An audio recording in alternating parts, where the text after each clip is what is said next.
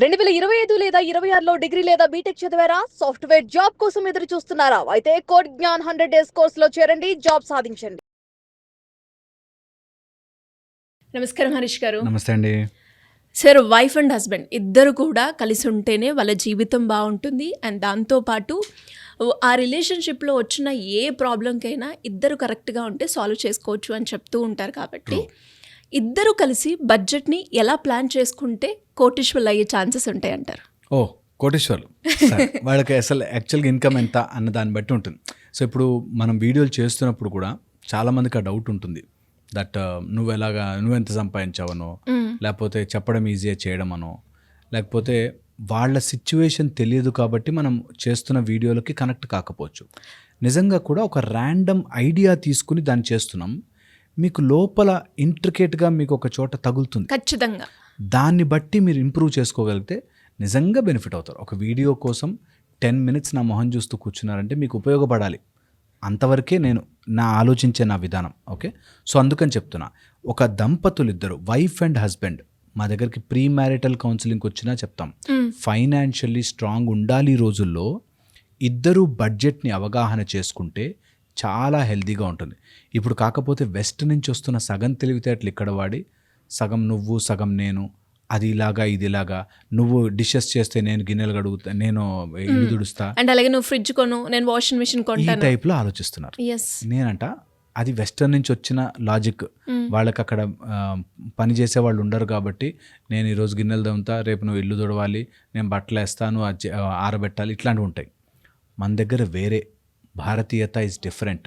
Okay, ఇది అర్థం చేసుకోవాలి. ది మాస్కులైన్ అండ్ ఫెమినైన్ ఎనర్జీలో ఫైనాన్షియల్ ఆస్పెక్ట్ కూడా ఉంది. అంతే, ఫైనాన్షియల్ ఆస్పెక్ట్ ఏది తెచ్చినా, suppose a husband brings food, దాన్ని మంచిగా కుక్ చేసి దాన్ని వేస్ట్ కాకుండా చేసే బాధ్యత వైఫ్ అయిందనుకో. ఒకవేళ వైఫ్ పనిచేసి తీసుకొచ్చిననుకో, హస్బెండ్ కూడా దానికి నేను ఎట్లా యాడ్ చేయగలను, ఎలా వేస్ట్ చేయగలను అని ఉన్న చోటే మాస్కులైన్ అండ్ ఫెమినైన్ ఎనర్జీస్ కలుస్తాయి. అంతవరకు మీరు ఎంత ట్రై చేసినా సంతోషం ఉండదు. Fundamental point. చాలామంది డబ్బులు సంపాదించేస్తారేమో, మీకు మంచి సాఫ్ట్వేర్ కంపెనీలో జాయిన్ చేశారు కాబట్టి పొద్దు నుంచి రాత్రి దాకా పరిగెడతారు కాబట్టి డబ్బులు వస్తాయి.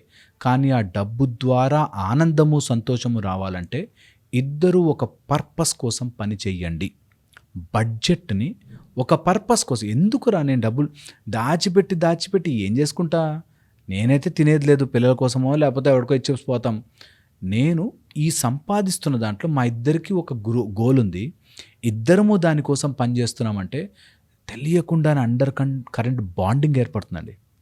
నిజంగా చెప్తున్నాను, ఇద్దరు ఒక గోల్ కోసం పనిచేసి చూడండి. సరదాగా ఇద్దరు ఒక గోల్ కోసం ఒకళ్ళనొకళ్ళని కాంప్లిమెంట్ చేసుకుంటూ పనిచేయండి, చాలా బాగుంటుంది లైఫ్. అది కాక పోటీతత్వంతో, లైక్ నువ్వు అంతా నేను, నా డబ్బులు నువ్వు తీసుకున్నావు కదా, మరి నీ డబ్బులు నేను తీసుకోద్దా, ఈ టైప్లో ఉండే వాళ్ళకి మైండ్ పని చెయ్యదు, వాళ్ళకి అర్థము కాదు.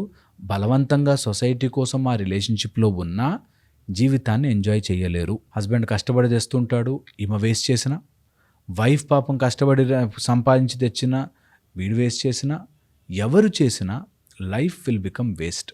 సో ఇద్దరూ కలిసి ఒక గోల్కి పనిచేయడం ఇంపార్టెంట్, రూల్ నెంబర్ 1. సెకండ్, ఇద్దరూ కలిసి ఎక్కడ వేస్ట్ అవుతుందో ఒకళ్ళనొకళ్ళు చెప్పుకునేగల ఆ ఫ్రీడమ్ ఇవ్వాలి.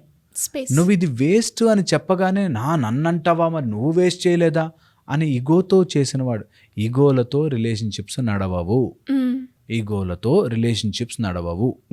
చెప్పేవాడు ఆ ఈగోని టచ్ చేస్తూ చెప్పకూడదు, వినేవాళ్ళు నా ఈగో దెబ్బ కొడతావా అన్నట్టు వినకూడదు. ఇద్దరికీ ఆ స్పృహ ఉన్న రోజునే రిలేషన్షిప్ నడుస్తుంది. దట్ ఒకవేళ నువ్వు దుబారా ఖర్చు పెట్టే ఒక వేస్ట్ ఖర్చు అయిందనుకో, బుద్ధి లేదా నీకు, వేస్ట్ ఖర్చు పెడతావు, ఇలా మాట్లాడితే ఎవ్వడు, అప్పుడు నువ్వు చేయలేదా, మరి అప్పుడు నీ ఫ్రెండ్కి నువ్వు ఇవ్వలేదా అని మొదలు పెడితే గొడవే. అది ఎప్పటికీ సాల్వ్ కాదు. నా దగ్గరకు వచ్చే రిలేషన్షిప్ ఇష్యూస్లో 90% ఇవే ఉంటాయి. మీరు చేశారు అని ఆ సెంటెన్స్ ఫినిష్ అవ్వగానే మరి అప్పుడు నువ్వు చేశావు అని వీళ్ళు మొదలెడతారు.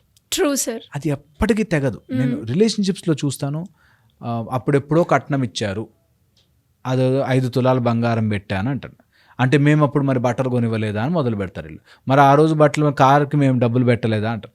ఇంకా తెగదు, తెగదు, అది ఎవ్వరు ఒప్పుకోరు. అందుకని నేనంట ఇగోలతో డబ్బులు ఖర్చులు పెట్టడము, డబ్బులు వాడడము చెయ్యకండి ఇంట్లో. As a wife and husband మీ ఇద్దరి మధ్యలో ఇగో ఉండి అరే తప్పు ఖర్చు, రాంగ్ ఖర్చు అని ఉండద్దు. చెప్పేటప్పుడు నువ్వు కించపరిచేలాగా మాట్లాడి నువ్వు చాలా వేస్ట్, నేను గొప్ప అనే మాట ఎప్పుడూ మాట్లాడకూడదు. అది నిజమైనప్పటికీ అది నేను చెప్తున్నది. నిజంగా వాళ్ళు దుబారా ఖర్చు పెడుతున్నా నువ్వు దుబారా ఖర్చు పెట్టావంటే నమ్మరు, ఒప్పరు, అది దాంతో ఫైట్ చేస్తారు. అలా మనుషుల్ని గెలవలేము. ఎలాగండి మరి తప్పు చేస్తే చెప్పొద్దా అంటారు. నువ్వు తప్పు చేస్తే నువ్వు జడ్జివా? ఫ్యామిలీలో హౌస్ అది. ఆ విషయం అర్థం కాని వాళ్ళందరూ రిలేషన్షిప్లో కొట్టుకుని బాధపడతారు. ఓకే, ఇది చాలా ఇంపార్టెంట్.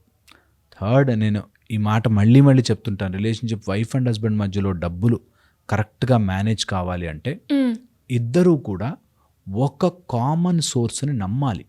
దట్ నాకు ఫైనాన్షియల్ అడ్వైస్ కావాలి అంటే నేను ఒక ఫైనాన్షియల్ అడ్వైజర్ని పెట్టుకున్నా. నా పర్సనల్గా కూడా నేను నా వైఫ్ ఒక ఫైనాన్షియల్ అడ్వైజర్ పెట్టుకున్నాం. ఇందులో బాగుంటుందండి అంటే పెడతారు. నేను అందులో ఇన్వెస్ట్ చేస్తా. ఇవి చేసుకోవాలి, మన డైలీ వారీ ఖర్చులు, మన ఎంజాయ్మెంట్కి, ఇలా సెపరేట్ చేసుకుని దానికి తగ్గట్టుగా నేను చెప్పిందిగా నేను ఈ పేపర్లో చదివాను ఇదే కరెక్ట్ అనేటట్టు కాకుండా ఒక adviser, leave it to an expert. వాళ్ళు చేస్తారు కదా, వాళ్ళు హ్యాపీగా ఉంటారు కదా.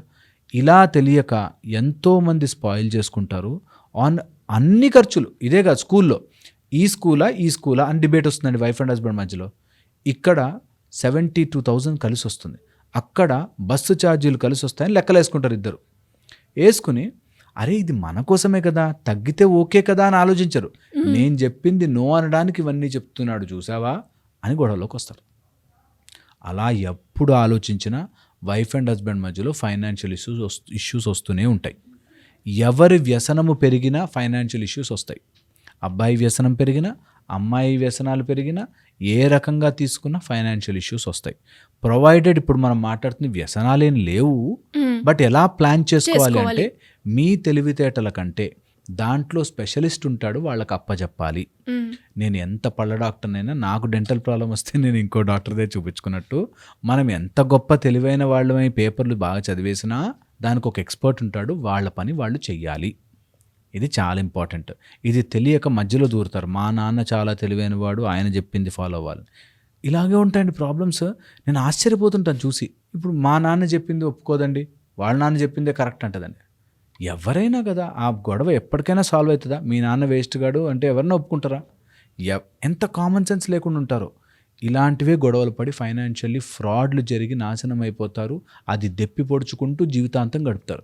అప్పుడు డబ్బులు పెట్టాడో మా ఆయన, అప్పుడు డబ్బులు పెట్టాడని తిడుతూ రోజంతా బ్రతుకుతారు. This is going to be a disaster. రిలేషన్షిప్లో అలా ఉండదు. సో బడ్జెటింగ్ చేసుకునేటప్పుడు ఎవరికైనా ఒక మంచి ఎక్స్పర్ట్కి అప్పచెప్పండి. వాడి కన్సల్టేషన్ ఫీజు కట్టి వెళ్ళి కూర్చుని ఎలా చేసుకోవచ్చు అని దానికి తగ్గట్టుగా ఇద్దరు స్టిక్ ఆనే ఉండండి. స్టిక్ ఆన్ అవ్వకపోతే ఏదైనా వేస్ట్ అయిపోతుంది. అండ్ మీరు అన్నట్టుగానే సార్, అంటే ఏ పారామీటర్లో చూసుకున్నా కూడా ఎక్కడ మనీ అడ్జస్ట్ చేయాలి అన్నప్పుడు ఇద్దరు కూడా ఒక మాట మీద ఉంటేనే బడ్జెట్ అన్నది ప్రాపర్గా సెట్ అవుతుంది. ఒకవేళ మాట అనుకోవడం ఒక దాని మీద రాకపోతే ఎక్స్పర్ట్కి ఇవ్వండి. మధ్యలో మనమే గొడవపడి సాల్వ్ చేసుకోనుకో, ఎక్స్పర్ట్కి ఇవ్వండి. నువ్వు నా మాట ఒకంటే ఎక్స్పర్ట్కి ఇవ్వండి. వాళ్ళు చూసుకుంటారు, వాళ్ళు చెప్తారు ఇది బెస్ట్, ఇది నాట్ బెస్ట్ అని చెప్పి. అప్పుడు తెలుస్తుంది. మీరు చెప్తూ ఉంటే సార్ చాలామంది రిలేట్ అవుతూ ఉంటారు, ఇది మన ఇద్దరికి జరిగేదే కదా అనుకుని కూడా అంటారు. అండ్ ఒక్కసారి చెక్ చేసుకోండి, ఇంకా ఆ తర్వాత ఆప్షన్ మీదే.